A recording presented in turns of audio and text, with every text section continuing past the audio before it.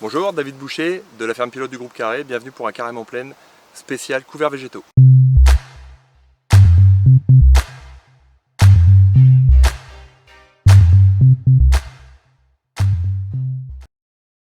Nous sommes au lycée agricole du Paraclet, dans la Somme, à côté d'Amiens, sur une plateforme d'expérimentation couvert que nous mettons en place cette année conjointement avec le lycée. La parcelle, c'est un précédent escourgeon, paille ramassée, un déchômage et puis un semis qu'on voulait précoce et qui a été précoce au 30 juillet, donc ce qui est plutôt une belle réussite pour cette année 2021 très particulière.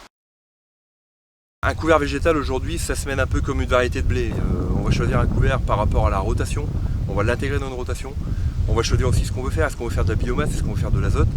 Est-ce qu'on veut un couvert qui s'implante vite, qui s'implante tôt, qui s'implante tard? On se pose parfois la question de l'utilité d'avoir 6, 8, 10 espèces dans un mélange. On ne va pas s'arrêter à un nombre. Simplement, en ayant beaucoup d'espèces différentes dans des mêmes familles, on est sûr qu'il y aura à peu près toujours une espèce qui va apprécier le climat qu'on aura dans l'année. Or, quand on prévoit ses semis, on ne sait pas du tout la météo qu'on aura. Et donc l'intérêt dans des mélanges complexes, à multi-espèces, c'est de se dire que quelle que soit l'année, on va avoir un mélange qui va se développer de manière plutôt harmonieuse. C'est vrai que là, on va être sur des semis pour ceux qui vont semer cette semaine, tardifs.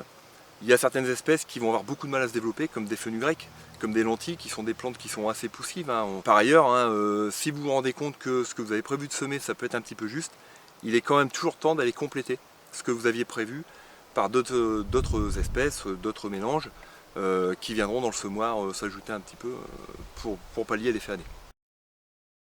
Alors en parlant d'azote, ça dépend de la biomasse qu'on aura fabriquée. Plus on fait de biomasse, plus on fait d'azote. Ça c'est la règle générale.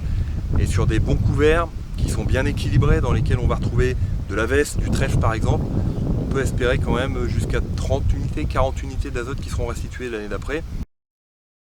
La date de semis, de manière générale, plus on sème tôt, plus on fait de biomasse et plus on a d'effets, que ce soit en structure de sol, en azote piégé, en humus produit. Si on sème tôt, il faudra aussi choisir des espèces qui sont adaptées à des semis tôt, qui ne vont pas grainer par exemple trop vite comme de la facélie.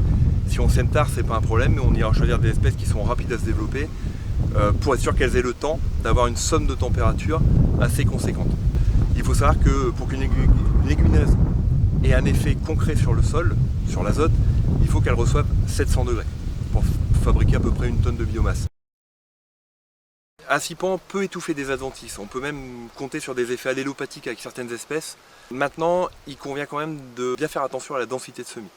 On part du principe qu'un cipan, pour qu'il recouvre suffisamment le sol, on doit le semer à 150 graines au mètre carré.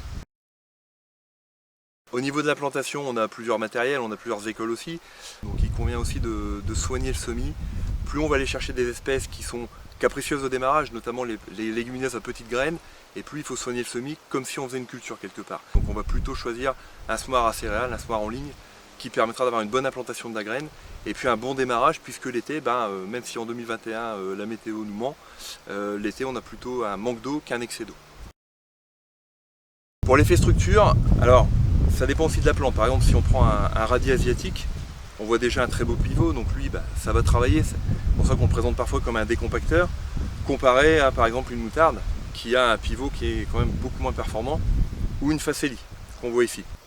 Donc si on veut utiliser les couverts végétaux pour décompacter un sol, il faut d'abord s'assurer qu'ils aient la capacité biologique d'aller décompacter ce sol. Alors au niveau de la destruction, forcément on a des contraintes réglementaires à respecter. La première, c'est la réglementation glyphosate. Donc là, on vous rappelle quand même de régulièrement vous tenir au courant de l'évolution de cette réglementation. Puis c'est aujourd'hui autorisé uniquement en système non labour. Si on compte détruire sur un rouleau, par exemple, on va éviter des espèces comme le seigle ou l'avoine qui ont un port qui ne permet pas une bonne destruction par ces moyens-là. Là encore, le choix des espèces, il dépend de la destruction. On a beaucoup d'applications possibles avec les couverts végétaux.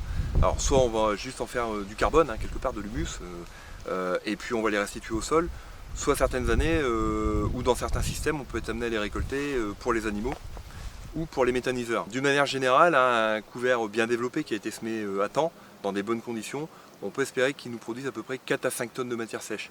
Ce qui est très intéressant les années où on va par exemple manquer de maïs, ce qui est très intéressant aussi, notamment pour ramener un petit peu de protéines dans la ration des vaches. Pour les méthaniseurs, bien entendu, on a tout un panel de cives qui existe déjà, mais si on s'appuie sur une base cipan, et puis qu'on décide de récolter au dernier moment, ce qui va être pas mal dedans, ça sera de retrouver de l'avoine, de la vesse qui va booster un petit peu le mélange au départ, et puis du tournesol par exemple qui a une bonne valeur méthanogène. Si vous avez encore des questions sur les couverts, n'hésitez pas à contacter le technico de votre secteur.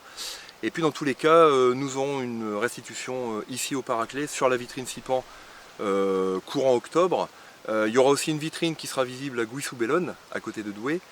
Et puis nous organisons une formation le 28 octobre, spécial couverts végétaux, pour donner les clés à tout le monde, comprendre les couverts, comprendre leurs intérêts et puis être capable de choisir son propre mélange dans son propre système de culture.